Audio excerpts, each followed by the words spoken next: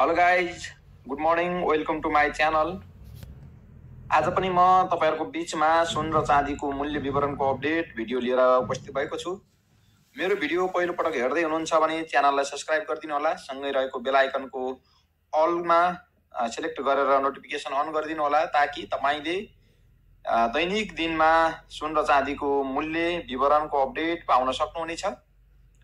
साथीहरु, आज पनि म नेपाल सुन चाँदी व्यवसायी महासंघले आजको लागि निर्धारण गरेको सुन र चाँदीको मूल्य विवरण सहितको भिडियो तयार पारेर तपाईहरुको बीचमा आएको छु। भिडियोलाई अन्तिमसम्म हेरिसकेदेखि भिडियो कस्तो लाग्छ, सल्लाह सुझाव र प्रतिक्रियाको लागि कमेन्ट गर्नुहोला। भिडियो मन परेमा एक लाइक र एक शेयर गरिदिनु होला। साथीहरु, सुन र चाँदी भनेको धन र सम्पत्तिसँग मात्र जोडेर हेरिँदैन। सुन र चाँदी भनेको मान सम्मान, इज्जत, प्रतिष्ठा, आत्मविश्वास, आत्मबल र गौरव सहितको सांस्कृतिक महत्त्वको हिसाबले यसलाई हेरिन्छ। त्यसैले यति महत्त्वको वस्तु सुन र चाँदीको प्रत्येक दिनको मूल्य अपडेट हुन हामीलाई जरुरी छ। त्यसकारण पनि नेपाल सुन चाँदी व्यवसायी महासंघले प्रत्येक दिन निर्धारण गर्ने सुन र चाँदीको मूल्य विवरणको अपडेट लिएर म तपाईहरुको बीचमा आउने गर्दछु।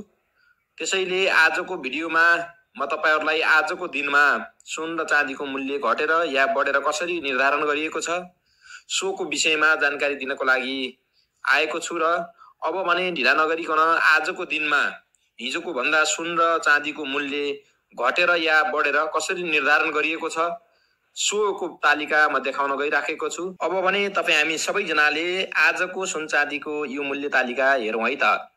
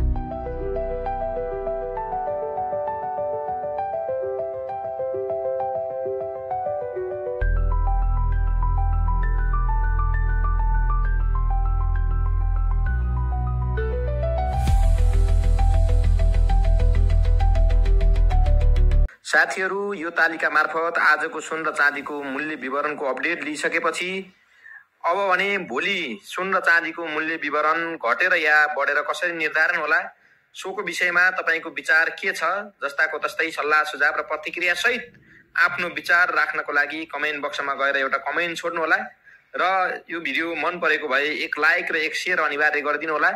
आजलाई भने म छुटिन्छु, भोलि फेरि अर्को भिडियोमा भेट हुने नै छ। धन्यवाद।